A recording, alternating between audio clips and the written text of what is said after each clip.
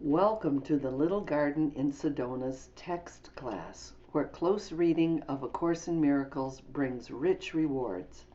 Also, check out our live interactive workbook classes on Zoom and our 30-day retreats at the Little Garden. Okay. All right, so what are we doing today? Okay, today we're doing chapter 10, the end of sickness, which is section 4 in A Course in Miracles. Chapter 10, section 4. Chapter 10, section 4, and it comes after the God of sickness, and it is the end of sickness. And we've been talking about sickness and illusion and the power of the mind right along. Right. So idols, we were trained with idols. The movie about Moses and the golden calf, like idols are power, money, name and fame and all this. And in the Course, an idol means an image of yourself. An idol, the real idol is sickness. Any form of non-godliness. Emotional sickness, physical sickness, whatever it is. So for me, historically, it's been financial sickness. So that's really a really new addition to thinking about Jesus's teachings, because it's always been you can heal through prayer and all those kinds of things. But here it's just saying that sickness as a concept of yourself is false. It just represents the separation. And reinforces the belief in the separation. And the punishment that we think we're going to get from God. Right. So just think about when you're sick, either emotionally, let's say you're angry, or financially, you're worried, or it's a physical sickness. Your mind is completely on that thing. That's what dominates your mind when you've got any form of sickness. Yeah. So that's an idol, because we're forgetting the presence of God. We're forgetting that God is within us. Yeah. Okay, this is such a powerful section. And Timothy and I had a conversation before, when we went through it together beforehand, about how we have to be really clear when we look at this, that there is no guilt to be involved with taking medicine. In other words, using an illusion to handle an illusion. Guilt is never justified. Right. So what this is telling us is that the deeper levels of guilt that produce the sickness, that's got to be washed away too. So, let's not get caught up on the idea of, should I use medicine or not? If you're not in the place where you can really see what's going on, use medicine. I also noticed that in this section, toward the end, it's talking about healing your brother. And we've already seen, I think, in our reading so far, how our mind can be clear and offer healing. In other words, see the truth of the brother when the brother can't see it himself. Yeah, that's what healing is. So let's give a really practical example, because sickness, physical or emotional, is that.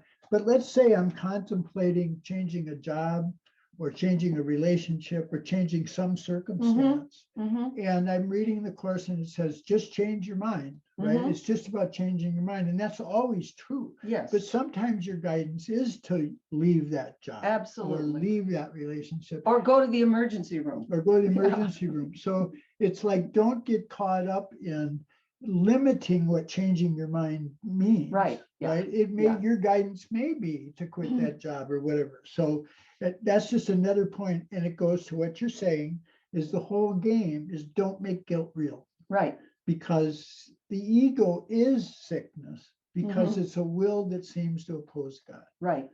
So the way I'm looking at this is it's somewhat like the human race being told about outer space. And we have to get that there's such a thing as outer space before we can go there. So we can take this in fully as a preparation for actually making the big shift in our mind. Yeah. Just a preliminary thought, because this can be very challenging. Well, and and the other thing we talked about this morning is this is part of the holy instant. Let's say you are physically sick, right? Mhm. Or something like that, or your circumstances are not optimal for learning or whatever it is. But your reaction to any situation, your emotional reaction to any situation can change right now. Right. That's the key to the holy instant. Yeah. So if I'm That's anxious, the healing, really. yeah, if I'm anxious or I'm angry or whatever, there's going to be a solution, quote, in the world, but my emotional sickness of anger or fear, the Course is claiming can heal right now. Right. Yep. And every lesson is helping us to do that. Right. So it's always about there's the situation and then there's my reaction to the situation. And my reaction to the situation, I have complete control over. Yeah. So that breaks the self-perpetuating loop. Yeah. When we take responsibility for our thinking, then that changes what comes from our thinking. Yeah. Okay. Are we ready? Any thoughts about what we just said? Okay, let's have Eric start. We'll go this way around the circle.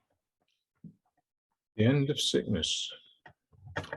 All magic is an attempt at reconciling the irreconcilable. All religion is the recognition that the irreconcilable cannot be reconciled. Sickness and perfection are irreconcilable. If God created you perfect, you are perfect. If you believe you can be sick, you have placed other gods before him. God is not at war with the God of sickness you made, but you are.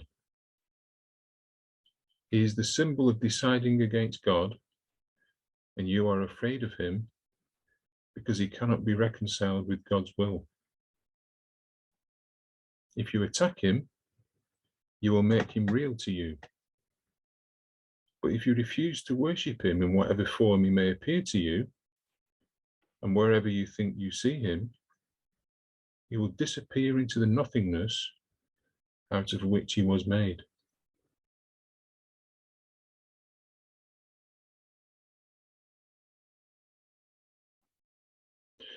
Those last two sentences reminds me of an experience I had actually of physical sickness. I had this hernia in my groin, and I went to see a surgeon, and he said, yeah, what we do is we cut the groin open and we put this mesh in and we sew it back up. And I had this like reaction, my internal dialogue went, no way, you're not chopping my body open again. And so I said to him, well, I want to try other options before I have this operation. And he said, okay, when you've tried these other options, come back and we'll schedule the operation, because he obviously didn't think it was possible that it'd work. Anyway, so I went away and I did my research, and I checked up. There's all these exercises you can do to try and heal hernias. And I got this liquid you could put on it, and I tried all these things. None of them worked, of course. So I just got this like support belt that you put around it to hold it in place, and I wore that for like 2 or 3 months and just kept doing it and forgot about it really. And then one day I took it off and it felt all right, and I never put it back on again. It's been fine ever since. So it just feels like what it's saying here. If you attack it, if you're too concerned about something, and therefore you try and solve it and you put all your effort into that, you're making it real. Whereas if you refuse to do that, then it can disappear out of where it came from. And obviously, if it's an illness that is really serious, and you can't just put it out of your mind. I'm not suggesting you can just do that with every illness, because you clearly can't. But for some minor illnesses, you probably can do that. It's really just, it's been created by the mind, obviously, hasn't it? So if you can take it out of your attention, then then it can be removed from the body, it seems. Taking it out of your attention. That's the key. Yeah. That's yeah. You know, there is no order of difficulty in miracles, but we do need to learn in stages. So, And he covered that. Some things are so big that, you know. that you need help. Yeah. Yeah, it's not as if it's impossible for them to be healed, but you don't believe that they can be healed, therefore they won't be. That's it. Yeah. Yeah, that's it. I kind of had the same experience when I turned 42. I knew I needed reading glasses, so I had them for a couple of years, and now I don't need them anymore. I don't know why, but so this idea of him from sentence 7 on is this God of sickness. Yeah, right. But that really refers to our image of ourselves, right? Or a desire to fight against God. Mm-hmm. You know, it's a denial of God. It's a desire to have something other than the peace and the love and the joy in our mind, to have something to fight against, something to strive against, some kind of drama in our life. That's what sickness is. You know, that last line reminds me of that. I'm not sure what lesson it comes in, but it says, I will forgive and this will disappear. It might be all things are lessons God will have me learn. I will forgive and this will disappear. I will recognize that there's an illusion here. And the illusion will disappear because it's an illusion. You know, Kathy's been saying that recently, power does not oppose. And so that is what the ego is opposing God. Yes. And so sickness in the Course really is this idea of sin. And not wanting to look at that, like opposing God, then Right. sickness seems more acceptable to us than, oh my God, I've opposed God. And that's part of why sickness comes up in the mind. To distract us. Yeah, or so we don't look at the real problem of, I feel separated from God. It's separation, yeah. So sin is really just another word for separation. It's not, it's like, unless we get rid of guilt, we're never going to get rid of sickness. Right. So we certainly don't want to pile more guilt on ourselves. Yeah. Because we have physical illness. You know, we came to this bodily identification, to this meat suit that we made up with our powerful minds. Yeah. We came here in order to be separate from God. And once we learned that, hey, this is not so much fun, we're on our way back, we have to work our way back through the ills and the pains and the stresses of the world by letting them go and choosing God. Yeah. And, you know, really getting a hold of this idea that sin is really the sickness and sin is really this belief that I left God. One of the ways we hided that for a long time is think sin related to behaviors. Yeah. Right. But really it has to do with this inner process. Yeah. Of thinking, I just left love. Yeah. You know, and now I'm all alone. And what am I going to do? And sickness also, whatever form it is, whether it's emotional or in any other form, all it is a block to the awareness of love's presence. Yeah. It's a barrier. That's all it is. And it's mentally generated and maintained. You guys have any other thoughts about this particular paragraph? The second sentence actually was, I don't even know what it means, but all religion is the recognition that the irreconcilable cannot be reconciled. But I don't understand it, but it sounds interesting. Well, legion means many, and religion means finding the one in the many. Ah, okay. So interesting, Eric. I looked up the word religion when I saw that sentence myself, and I thought this is kind of the Merriam's or Oxford Dictionary. Okay. The belief in and worship of a superhuman controlling power, especially a god or gods. And I thought that's exactly religion, giving someone else the power. Like, it's God's not in me, God's out there. And I think that's such a good like explanation of what religion has at least meant to me. Yeah, Mm. good, right on. Okay.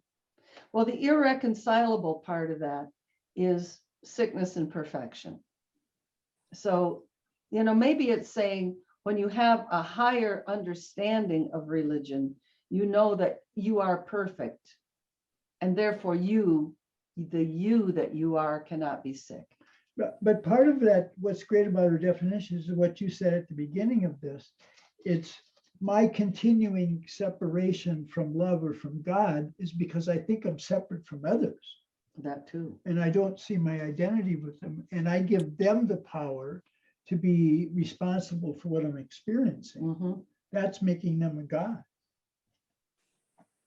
Yeah. Let's go on to paragraph 2. Laura, could you read that, please? I sure can. Reality can dawn only on an unclouded mind. It is always there to be accepted, but its acceptance depends on your willingness to have it.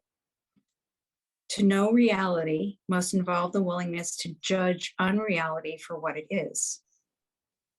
To overlook nothingness is merely to judge it correctly, and because of your ability to evaluate it truly, to let it go. Knowledge cannot dawn on a mind full of illusions because truth and illusions are irreconcilable. Mhm. Truth is whole and cannot be known by part of the mind.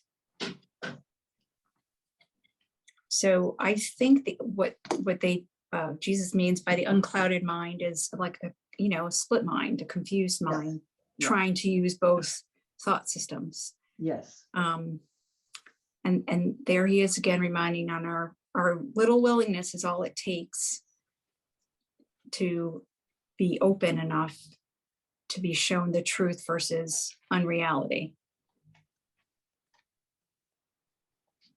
Yeah. Great. Anyone else?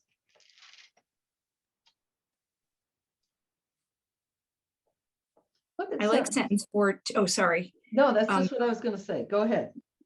To overlook nothingness is merely to judge it correctly, which this world is nothing. It's kind of like if you think about it from the hierarchy of illusions, it's either real or unreal. So, whether it's cancer or a hangnail, it's either real or it's not real. And as Eric said before, it's not as easy to feel that way when it is cancer, but that's the truth of the matter. Yeah. Is why there's no hierarchy. Right. This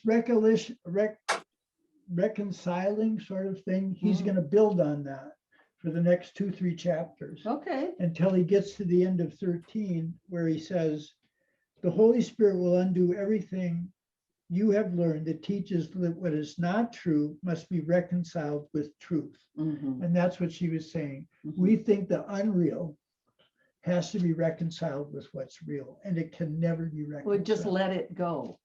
Yeah. Right? Just recognize with Holy Spirit. We can't do it with our ego, but we could say, I want to think with you, or like our lessons recently, God's vision, the vision of the Holy Spirit, Christ's vision. Let me see what's true. Right. Let me see what's false and let the false go. And it goes back to, we come up to the life situations and we're figuring out, well, what should I do? And what should I do? What should I do? What should go? And I don't understand what's going on. And Mhm. this is saying, stand on the truth of who you are. Right. And that emotional sickness of judgment or anxiety or anger or fear, that can be healed right now. Right. Right. Yeah. Because of the truth of who you are. Right. But that your reaction to that situation and then not knowing what am I going to do? What am I going to do? That can be solved in just accepting forgiveness. So forgiveness and healing, in the manual, it says they're the same thing. If you look through this section, you'll see that it's the same process. Letting go of grievances is exactly the same thing as letting go of sickness in the big picture. Yeah. And colloquially, it's let go, let God. Go ahead, Kathy. Sentence 1, reality can dawn only on an unclouded mind and is always there to be accepted, but its acceptance depends on your willingness And every year, these statements don't sound as outlandish as they did the year before. So maybe my mind is getting more unclouded, right? Hopefully. Yeah, that's great. Definitely. Yeah. You can see how like that unclouded and evaluate truly, and there's so much in here that's saying let go of what's not real. Yeah. And that's the same thing as it's saying with forgiveness. Hold on to what's real and let go of what's not real. And then our world changes and we can see it emotionally. You know, when we're having an upset and we're saying, oh, well, wait a second. Maybe this anger or this frustration is not based on anything real. Love is real in me and in the other person. Let me see this differently. The anger and the frustration can disappear. He's saying the same thing about sickness. You're not a body. You know, the body is the same thing. It's in the same category as negative emotions. Yeah. Yeah. So, you know, that's why the short introduction, nothing real is threatened, nothing unreal exists. He's not really describing reality there, but what he is saying, it's not threatened and the unreal doesn't exist. Therein lies the peace of God, right? Yeah. It's like whatever I think love is or truth is, it's not threatened. Yeah. And that's the ego's belief. I've threatened truth. I've threatened reality. And the next step is that doesn't exist. And when I can find peace instead of emotional upset, then that is real for me. Right. You know, if it's very hard to think of these things in terms of physical sickness, think of it in terms of, let's say, anger or whatever emotion is tempting you right now, sadness, grief, whatever it is. That's a sickness too. And you can see how this dynamic applies. Yeah. Any other thoughts on paragraph 2?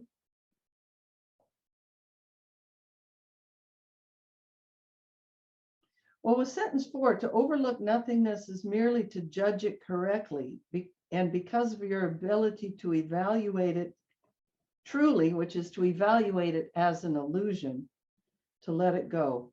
I'm reminded again and again of the one right use of judgment is, do you like how you feel? From chapter 4, section 4. Yeah. That's it. Do you like it?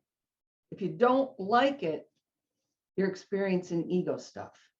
Can we talk a little bit, because I'm not sure what it means in that last sentence. Truth is whole and cannot be known by part of a mind.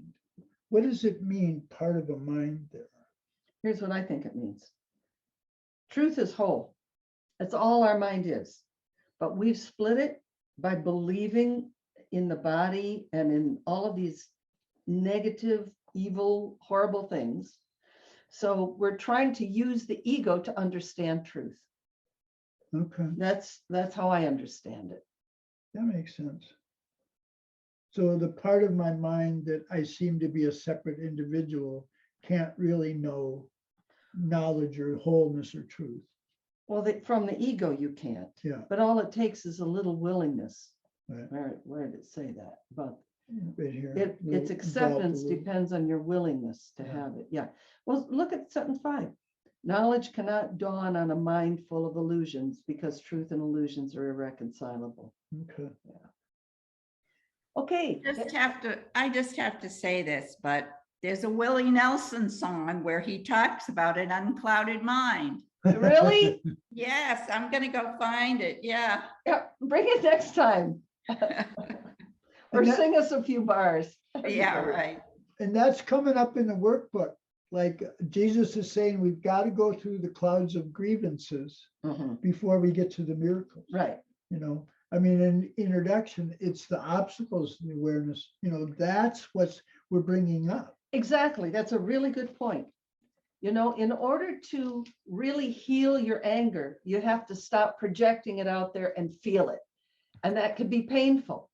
And it's the same thing with sickness. We have to recognize I'm doing this to me. And that's like, oh no, Yeah. I don't want it's germs or it's, whatever. So yeah, we have to look at the clouds. We have to Yeah. go through those clouds. Yeah. I think it might have been Laura, but yesterday, the idea of a miracle has to wait if you would see that healing as, like, if he's saying, if you just took all guilt away, you'd probably freak out Yeah. because you're used to just projecting Right. it, right? Yeah. Yeah. We're not going to be hurled into reality. Yeah. Yeah. Kathy, could you read 3, please? Sure. The sonship cannot be perceived as partly sick, because to perceive it that way is not to perceive it at all. If the sonship is one, it is one in all respects. Oneness cannot be divided. If you perceive other gods, your mind is split, and you will not be able to limit the split, because it is the sign that you have removed part of your mind from God's will.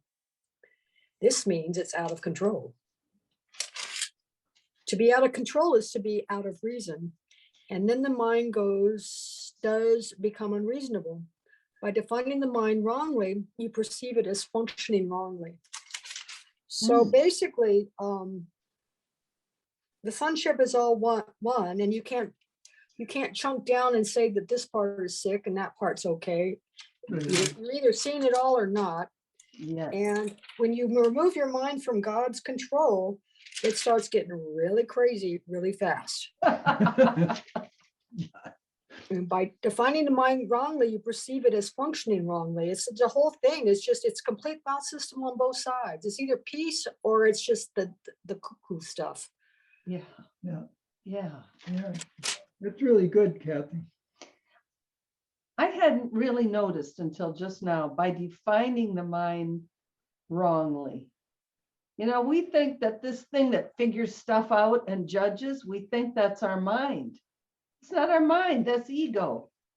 That's the little devil sitting on the shoulder, giving us a whole different world. That's not our mind. Fragmentation. Yeah. Yeah. And you say that our egos make up egos for everybody else. Yeah. So you get really busy Yeah. Yeah. when you're Right. doing that stuff. Yeah. Yeah, he gets really clear. I mean, that is really sobering. Like, if you feel like you're in conflict with somebody else, he's saying what's really in conflict is you've made an ego for them and an ego from yourself. And it's those two things that are in conflict. And ego just loves that. And you can't be in conflict in that way because you are that one self. You're one self. with that other person, but you Right. make up an ego for them, make up one for yourself. And that's what's doing battle. Right. Like you said, you can't really attack yourself. You can only attack what you think is yourself. Right. Yeah. What? An image just occurred to me, and it's like foam on the top of the ocean. Yeah. It's like if we're messing around in the foam and all the little separate bubbles, and we think that's where life is, but Yeah. really it's the ocean. Yeah. And those little bubbles will disappear Yeah. into the ocean because they're not anything but the ocean, kind of misconceiving itself as little separate bubbles. That's interesting because that is a real imagery in meditation where the waves of the ocean are really high. But when you still the waves, you can see the bottom. Right. You can Yeah. see to the self when you still these waves of anger, depression, fear, all that. While she was reading, I was thinking about how overwhelming it can be to try and think that you need to stay in the right state of mind to progress. And I was just thinking that's really hard to do, almost impossible to do. But what gives me hope is we've talked about the holy instant.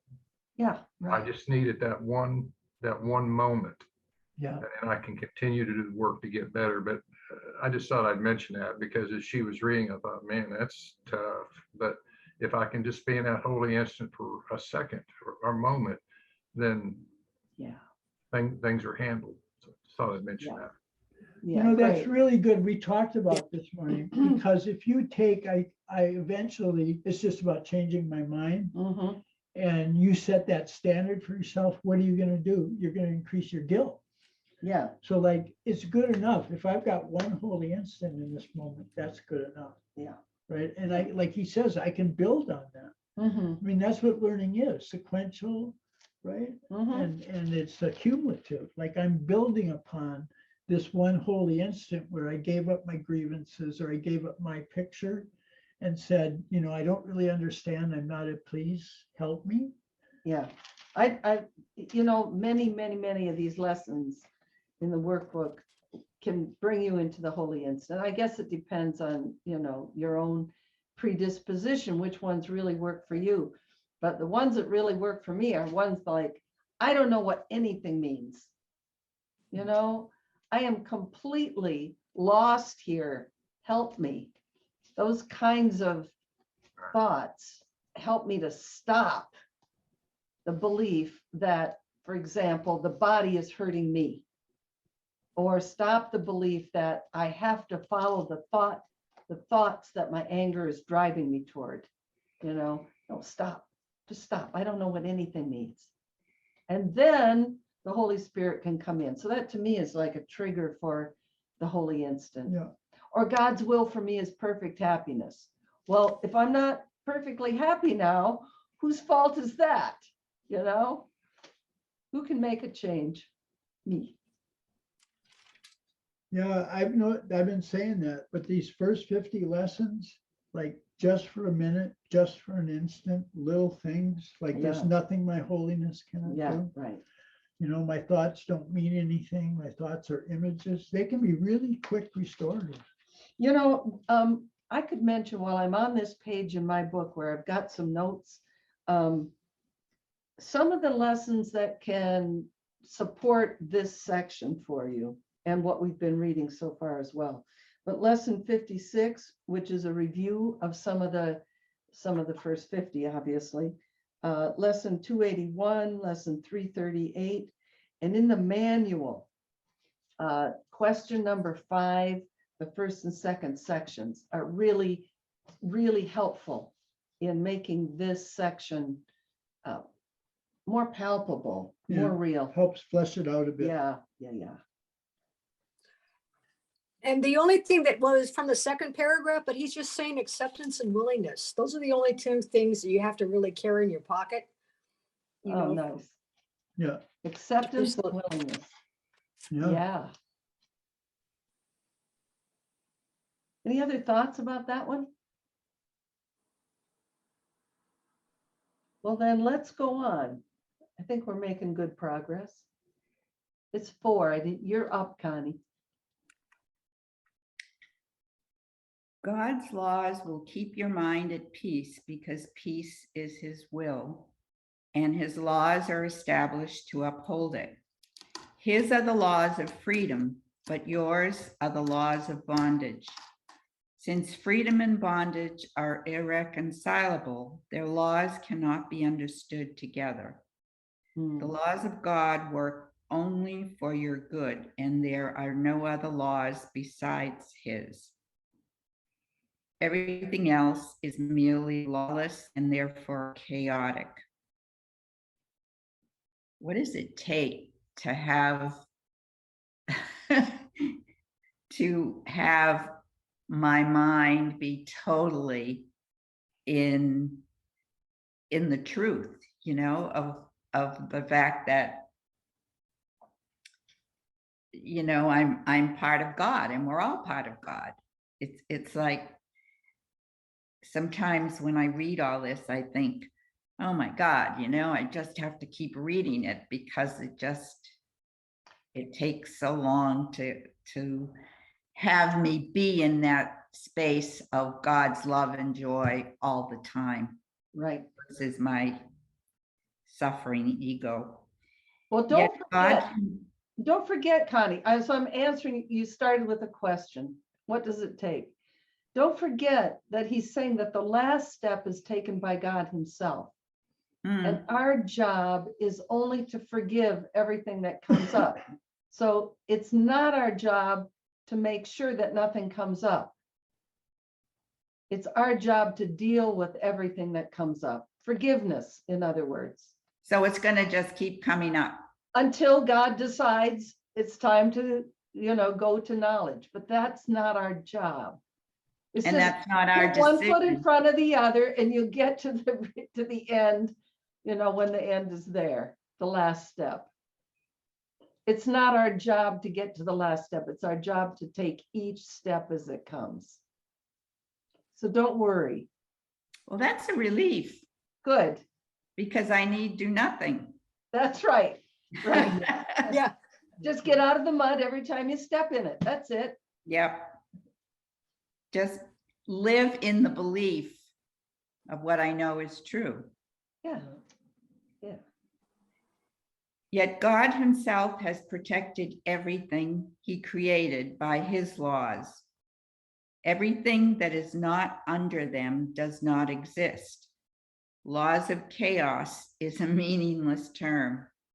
Creation is perfectly lawful, and the chaotic is without meaning because it is without God, and therefore is not true, right? Yep. You have given your peace to the gods you made, but they are not there to take it from you, and you cannot give it to them. So in other words, I don't have to worry about losing my peace because it's always there. It's just that I'm not aware. I've forgotten who I am, or yeah. And then you claim it when you've lost it. And as soon as you recognize that you don't like how you feel, you claim your peace again. What's really important is this idea of gratitude. And, he's later on going to say we have this practice of stopping every hour during the day, being grateful for the loving guidance we got in that hour, and then grateful for the loving guidance we have. And so what that says to ourselves, things exist for us depending on what we value. And if we have this attitude of gratitude, we can see I can either be resentful or I can be grateful. And a grateful attitude reminds me that I've had these holy instances, that it's always worked. God's gifts are right with you. So I like what Dale was saying is that I've had these holy instances. Now I can build upon those. I don't need to worry about when it's going to always be the case. But I'm grateful for the advances I've had. Right. And I think he encourages us to celebrate these advances with gratitude, remind ourselves how much this has helped us as we go on. Right. Any other thoughts on this paragraph?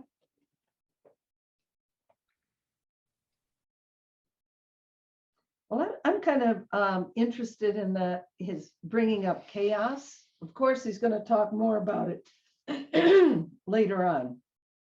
But the chaos, what helped me to understand that is the definition of sin that was given earlier. Sin, loss, lack, the belief that there is anything lacking in us, and sickness, all of that is chaotic because God is whole, one, spirit, the one self we share, and the source.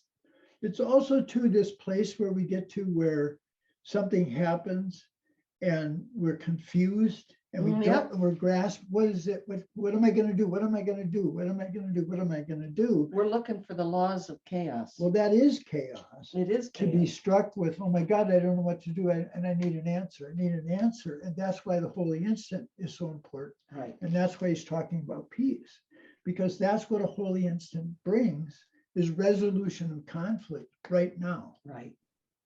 Right. It's quiet, it's wholeness, it's fullness, it's peace. Yep. And Don't know. That was an ancient story about where knowledge comes is when you're in the mind of don't know. When I get to don't know, I don't have preconceived notions about what to do. I don't have anxiety about the answer. I'm just like in Zen meditation, Stephen Levine would work with sick and dying people and grievances.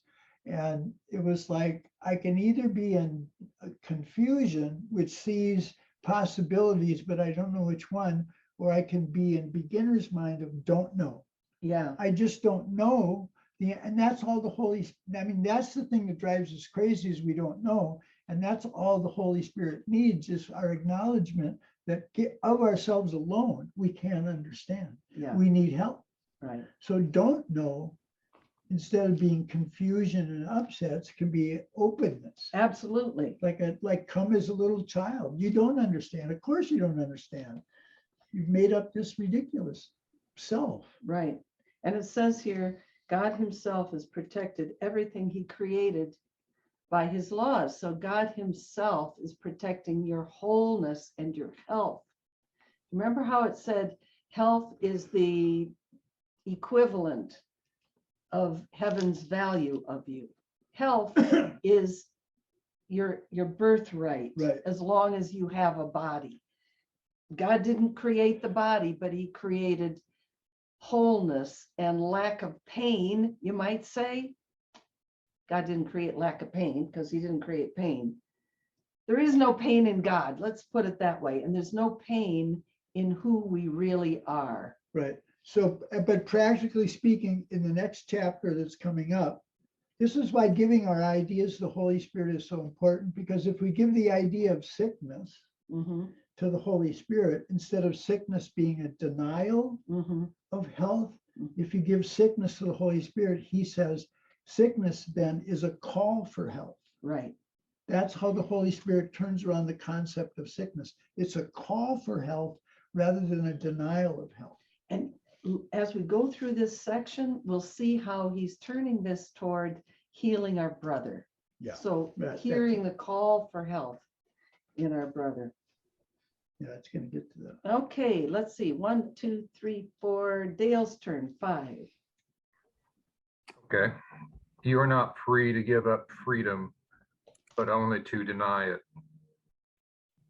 Well, I've been in points in my life where it sounds silly to say out loud, but I know this group, I felt like God had abandoned me, Oh, you yeah. know, you know, and I've come to understand that was just such foolishness. That's simply, it's one of those things that ultimate life experience, you go, that's simply not true. When I've gotten in those points, not so much anymore, but I do get there occasionally. I just have to make a real conscious decision to change my mind.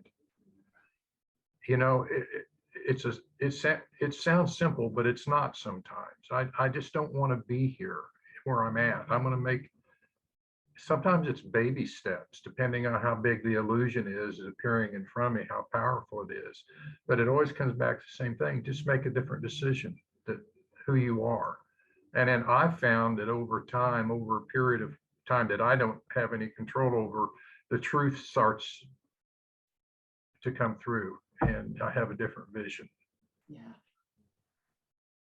Thank you for that. You cannot do what God did not intend, because what he did not intend does not happen. In other words, God's just the truth. There is no variance to it. God is the truth, just God is. Your gods do not bring chaos, because you are endowing them with chaos and accepting of them. Again, saying a different way the same thing, that there's only God. That's the only reality. The things we create our chaos, not God. Right. All this has never been. Nothing but the laws of God has ever been, and nothing but his will ever be. You were created through his laws and by his will, and the manner of your creation established you a creator. And that's a hard one for me still to get my mind around. I think I've talked about this before. I understand intellectually that God created me as I am, and I look at you all and he created, but to think that I'm endowed with all that God created is really a big one for me. Yeah, right. I've just come to the point that I'm just taking some stuff on faith that that's true. Yeah. And then go from there. The book does say that for all its talk about our being creators, it says you can't understand this from where you are. Right. So I spent a lot of time in meditation wanting to understand the mind of God. You know what I got? 0. What I got was, you can't, man. Move on. What you have made, let's see, okay, what you have made is so unworthy of you that you could hardly want it if you were willing to see it as it is. You will see nothing at all, and your vision will automatically look beyond it to what is in you and all around you. Reality cannot break through the obstructions you interpose, but it will envelop you completely when you let them go. Well, again, that's a very powerful paragraph. I think it's just a matter of understanding who we are and accepting it. And when we get in a place where we don't want to be, I change my mind and ask for God's help. I don't know what to do. Here, it's yours. Yeah. That's my simple. And then I do the default. I forgive myself, and I do feel a change when I do that. You know, it's very quick that it happens. I can see my whole perception changes just by asking for help and forgiving myself for being an idiot. Yeah, I see that for sure. It's wonderful. And to trust, Yeah. that's the first attribute, characteristic of the teacher of God, to trust whatever learning we have now will be enough. Yeah. We can build upon that. And we've been teaching for years and years and years and years, and we can see all the time, I can see all the time, how brand new students will have a holy instant. They'll say, I don't know what's going on. God help me. And they'll get a miracle. Yeah. It doesn't take, 400 years of study, practice, and meditation and prayer. It's Well, available to everybody right now. That's another thing. When you come to understand, if we just get out of our way Yes. and let God be God, Yeah. it gets simpler, a lot simpler. I'm just talking to myself. I've spent 40 years making it really hard, and I'm tired. I don't want to make it hard anymore. Yeah. Good. You're blessed just the way you are. We're entitled to miracles. Yeah. Yeah, there we go. So I just want to mention in sentence 10, it says reality or love or healing or the truth of who you are cannot break through the obstructions you interpose. That's like the introduction to the course. Yeah. This course is about the barriers that we've put up Right. to the awareness of love's presence. Right. We have to be willing to recognize the barriers in our own mind. They're not in the body. They're not in the bank. They're not in the war. It's interesting, and building on what he said, though, is like, I can go like, God, why are you not helping me? Why are you not helping me? Why am I not getting answers? And that sort of answers it, because if I'm still putting up obstructions, Right. that's why I'm not getting answers. Right. That's why I have to make that first step myself to say there must be another way to see this. Right. There, Right. My faith is telling That's me all that's all that Helen and Bill did. there must be a They better just way. opened their mind to say there must be a better way. And that was enough. That was enough. Yeah. But that's why we have to recognize it's our obstacles that's preventing God from helping us. Yeah. And Right. realize, because, well, for one thing, God's saying, I've already helped you. And in those manual sections that I mentioned, it really inkles that there's a value that we put on sickness when we're sick. We are choosing it for a reason. Now, we may be at a point where we recognize that's what I did want, but now I don't. And it could be something very mundane, like I want mommy's attention. That's a very prominent one. I know The it kids is. really, I'll only get attention if I'm upset. If I'm upset, yes, that's right. Or or it could go all the way down to the depth of I hate myself because of what I think I am. And so I'm going to hate myself and hurt myself. It could be any of those.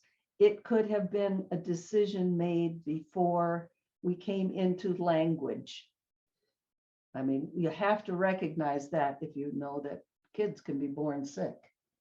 So it's like, all right, but the buck stops here. The buck stops right here for myself and for my brother. You know, that's been one of the traditional ideas is hate the sin. Yeah. Like that's supposed to work. Like I gotta really hate what I'm doing and hate the sin, and that's how I'll change. God That bless just us. reinforces We're the so problem. dumb. A human beings really, we're learning. Hey, we're learning.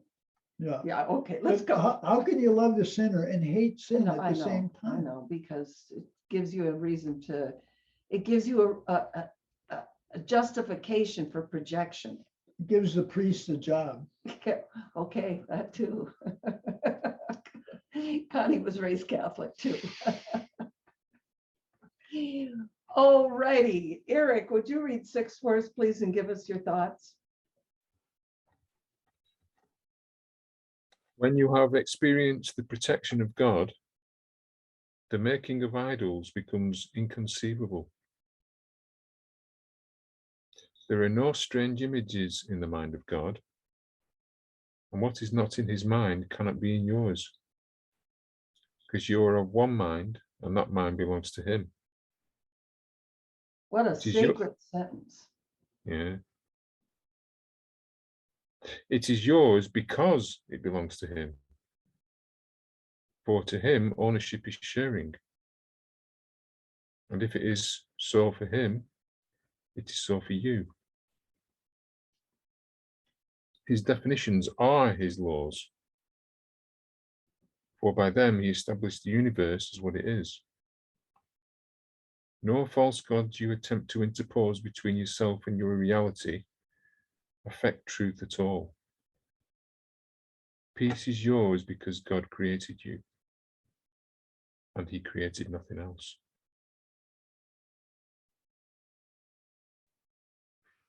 That 6th sentence, no false gods you attempt to interpose between yourself and your reality affect truth at all. In the previous paragraph, reality cannot break through the obstructions you interpose. It's the same word. Not really. But it's saying it will envelop you completely when you let them go. So it's like you've put something in between, but you're just holding it in place and you can just let it go. Yeah.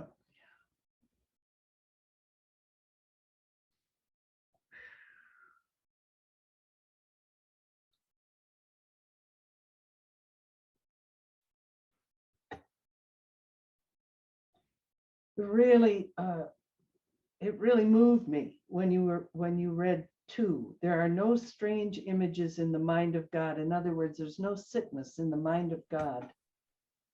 And what is not in his mind cannot be in yours, because you are of one mind, and that mind belongs to him. It really is a great expression of what we really are when we think that we're fleshy mechanisms. That's not who we are. Okay. Hang on a second. And that it is yours because it belongs to him. For to him, ownership is sharing. Now that's why he's going to build with this idea of forgiveness for myself. I will not think it's true unless I can include everyone else in it. Mm-hmm. So ownership is sharing, Mm-hmm. because we are one being with others. Yeah. Whereas we think ownership is just my private ideas, my private world, my private interests. And he's saying the thing that's real is what you share.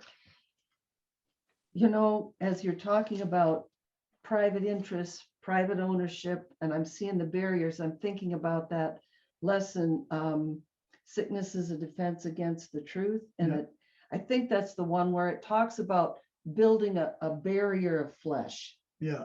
You know, and that's what sickness does for us, whether it's emotional or some other kind. You know, it's like I am a separate being. That's the big payoff Yeah, for yeah. sickness. yeah. Okay, I have a question. That first sentence, when you experience the protection of God, the making of idols becomes inconceivable. I was just wondering, when you have a really deep sense of peace, you're experiencing the protection of God. yeah. And it's just, and you can't think of the crap, you know? I mean, Right. Yeah. You know what's interesting about that, Kathy, is this is where the Holy Spirit meets us right where we're at. Because from the ego's standpoint, when it comes to innocence, the ego is always going, it's one or the other, but not both. Uh-huh. You know, in the ego's world, one of us has to be innocent, one of us has to be guilt. So the Holy Spirit meets that idea. It's one or the other, but not both, with you can either experience love or you can experience fear, but you can't experience both. Yeah, that's the one right use of judgment. Right. Yeah. These two things are absolutely opposites and they both can't be true at the same time, Mhm. right? There's no little bit of fear in love. Right, right. yeah, the ego tries to convince you that it's all right by giving you a little bit of peace and a little bit of Yeah, right. discomfort and telling you that they can fit, you know? Yeah. You know, this section, not just today's section, but what we've been leading up to recently, seems to me to be really telling us that there is another way of being. And he's asking us, please learn this new thought system. This is not just incrementally better on your old one. This is a new one. Please help. The world needs your help. Do you remember how for those of you who've read Absence from Felicity, Jesus talked about, which is the story of Helen scribing. Jesus said that came through now, it was in the 60s, because the world is devolving and it needs help. And this is not nothing, you know, this is really important. And it's asking us to do things that yogis have done, healers have done, mystics have done, lots of people have done. It's possible. Christian Scientists, in the day when there was support for that kind of, you know, spiritualism at that time, people were seeing spirits. Well, we said, oh, I don't think so. Back up. We got to back up. But this is asking us to really believe that the mind is what we are and the body is at the effect of our mind. And if we can accept that and start really changing our thoughts, we can start changing. It's like putting ink in the water. It changes the world's thinking. So I was just saying, take it seriously. This is big stuff, but it's asking us to take a step that we can do. We can take it. Right. And you know, it's what I see as most loving of the core. One of the things that's most loving. Yes, it's about changing the world's thinking. He's very clear about that because the world's thinking is upside down. But we can do it in these contexts where this person that seems impossible to deal with, or this situation seems impossible to deal with, in those impossible situations, in our own lives, we can make a change. Absolutely. That's it. In our own lives, and then also seeing the truth of our brothers when they're in trouble, when they're experiencing pain. Yeah. It's exciting stuff. Is it Dale's turn? Can I just ask a question? Yeah, sure, of course. Sentence 5, it says, he established the universe as what it is. What does that mean, universe? Because it could be a little bit confusing. I don't think he means galaxies, right? No. So I was thinking, why not use, we're all in the mind of God, that's all that exists. Why not use the word the mind instead of universe? I just wondered if there was significance there. No. Okay. Well, No, but you're right. It does mean the universe of the mind, the only thing that's real, the mind of God and its extensions. That is the universe. Now, notice the word, he means everything you think exists by the universe. But notice, Anything I think exists like this, your body whatever really exists. is the really universe, exists. Yes. right? Yes. But notice what the word is. Break it apart from uni, which means one, and verse, which means like word. an expression or a song. It's making one verse in the multiplicity, One word. right? Yeah, I don't think it's anything to be chewed on too much. But thanks for the question. Well, yeah. How often do you really contemplate galaxies? You know, Well, I'm more thinking because I've been confused. There's a lesson I remember going through last year where it talks about something like God made like the grass to be soft on your feet and the wind to gently blow you. And it was like, wait a minute, I thought I created this illusion. You and And the so Holy Spirit. As soon as the Son of God made a decision to encase itself in individual fleshy bodies, the Holy Spirit moved in and co-created the real world. And the real world is these bodies are holy because we're using them for the purpose of getting back.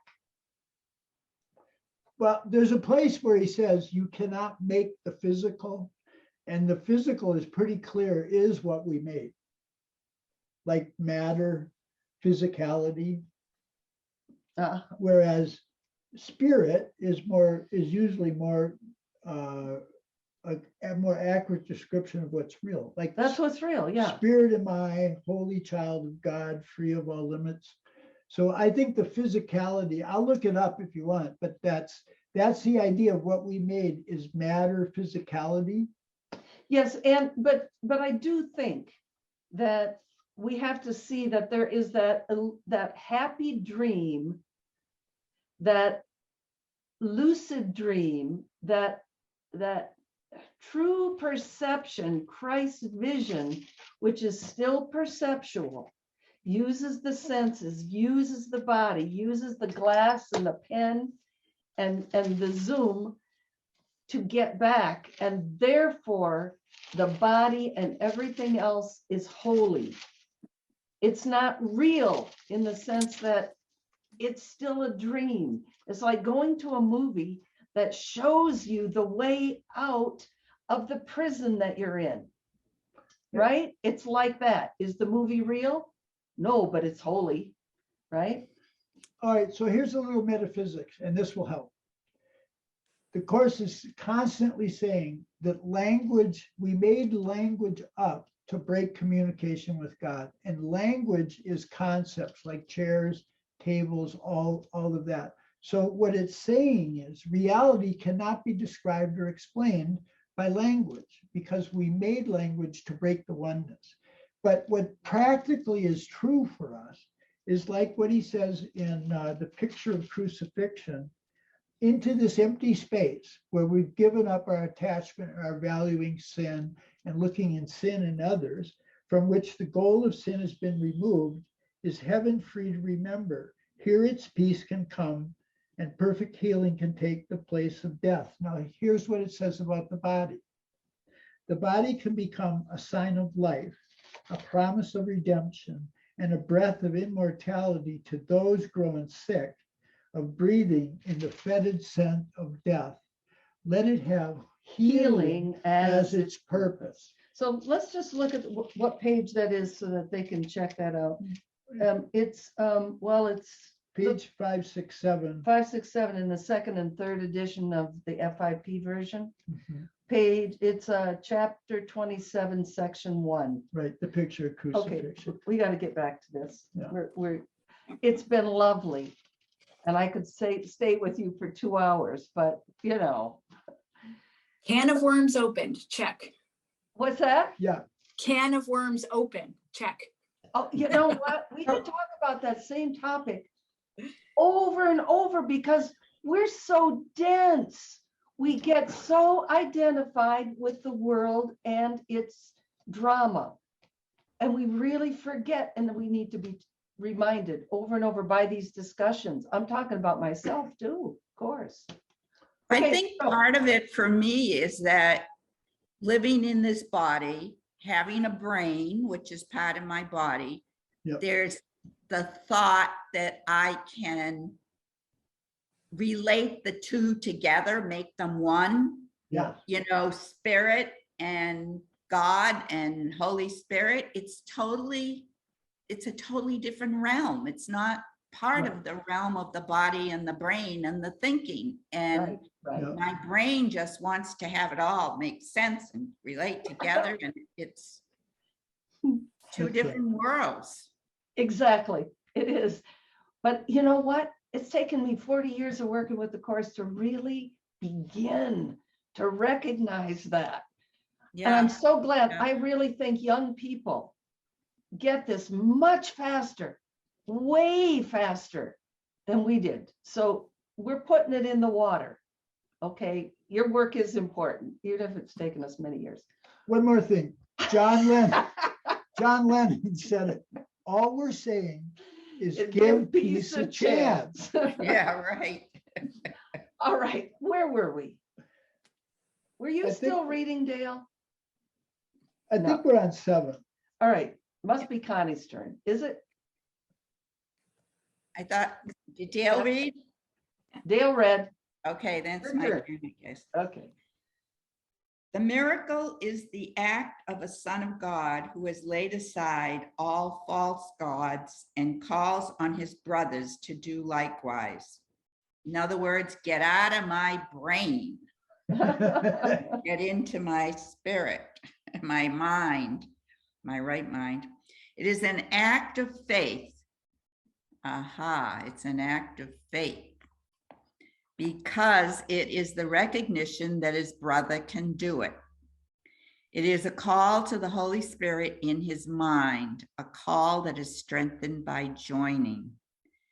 So in other words, if I join and answer that call, then it'll be strengthened. That whole practice relates to what I was saying before. Yep. About getting it. Because the miracle worker has heard God's voice, he strengthens it in a sick brother by weakening his belief in sickness, which he does not share. So when I look on my brother and see my brother as one with me and with God, then I'm strengthening Yep. my brother and myself both. The power of one mind can shine into another because all the lamps of God were lit by the same spark. It is everywhere and it is eternal. I like that. Mhm. All the lamps of God were lit by the same spark. But my brain tells me that some of them weren't quite lit. Or they're a little dimmer. Always in the other, not here. You know, this is like I shared with you, Connie. I'm worried about my son. He's not calling me. I don't know what's going on, and he could be just in real deep trouble. And so I'm stressing about that situation. I'm stressing about him without realizing that in this moment, I can join him, Right, whether his body's there or not. I Right. can join him. I can send a blessing to him and just have, like it's saying, faith that worked, that I put it in the Holy Spirit's hands truly, and the Holy Spirit did bring it to the Holy Spirit in his mind. yeah, And so then I break in this, like, when is he going to call me, or how is that going to be resolved? I resolved it for me right. in that moment. And by doing that, you went to your right mind, which can and does connect with his right mind. Yeah. And that's the healing. So the healing is healing the worry in you. That's what it tells us about how, in the manual, Yeah. manual for teachers. I think, this is my thinking, is that I also have to deal with my body. So I have had the same story about people in my family. And what I've come to see is it's creating new brain pathways so that I don't jump on that wagon of, oh, something's going to happen, something's going to happen. I have to create. You know, he's all well, he's with God. Right on. Yes, The Spirit's taking care of him, and that creates a new pattern in my brain, which is my body, that supports my spirit mind versus right. Right on. Right. negating it. So a physical correlate, because that's what you're talking about, a physical correlate of your decision of your mind. And some people would carry that further and say, then there's a vibration that goes out that communicates to him. So they would put it in physical terms of a vibration, but this book is telling us spirit is of even such a higher vibration, like there is no separation at all between your mind and his. Your Right. mind and your grandson, nephew, whoever he is. Whatever, right. Yeah. Okay, let's go. Let's see if we can get to the end of this section. I don't think we had, there's nothing, oops, in my mind, there's nothing really to discuss in these last couple of paragraphs. But don't let me stop you. I'm sorry. Let's just read I paragraph ran 8. the clock too much. Yeah, okay. Who's up on reading 8, honey? Kathy, you know. And Is it's the Kathy's great turn? raise, Kathy's turn. the great raise. The great raise. So you don't hear the great raise too many times. This is what God communicates to us, right? That's what it is. Yeah, that's what God is in you. In me, okay. In many, only the spark remains, for the great rays are obscured. Yet God has kept the spark alive so that the rays can never be completely forgotten. If you but see the little spark, you will learn of the greater light, for the rays are there unseen. Perceiving the spark will heal, but knowing the light will create. Yet in the returning, the little light must be acknowledged first, for the separation was a descent from magnitude to littleness.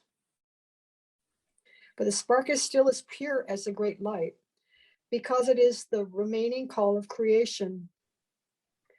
Put all your faith in it, and God himself will answer you.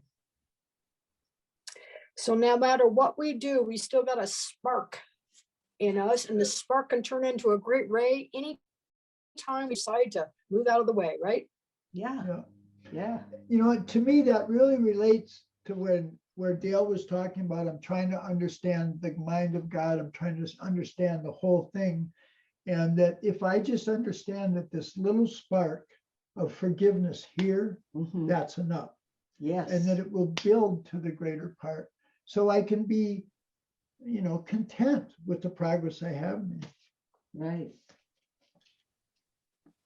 And even if we can only see a little tiny dot of light in someone that our ego sees as full of sin, dangerous, threatening, definitely worrisome, definitely avoid that person. If all we can see is the little tiny dot, focus on that and know that that is God, you know, and the darkness is my darkness. If I'm seeing someone as any of those things, the reason I'm not seeing the great rays and I'm only seeing the little spark is me. So look for the truth in everybody, and it lifts us all up. And practically speaking, the spark is find something to appreciate about them. That's right. Because yeah. love is appreciation. It's Yeah. not, I have to put up with how pathetic they are. It's Yeah. like, find something to appreciate in that person. And from that, love will grow. Wow, this has been a powerful Yeah. lesson. Thank you for sharing it with us the way that you do. You guys are awesome. May the Thank great you. rays be with you. Oh, I want to tell you something funny. One time we had a Halloween party with those of us, there were 17 or 18 of us studying with Robert Perry, and we all dressed as something from the course.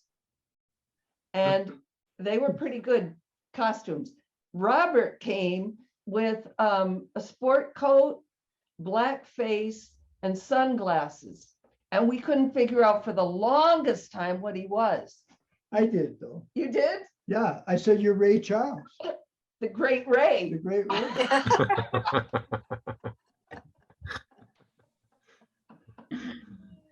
You guys are the great Rays is what you Yeah. are. Let me stop the Oh, recording. yeah, okay.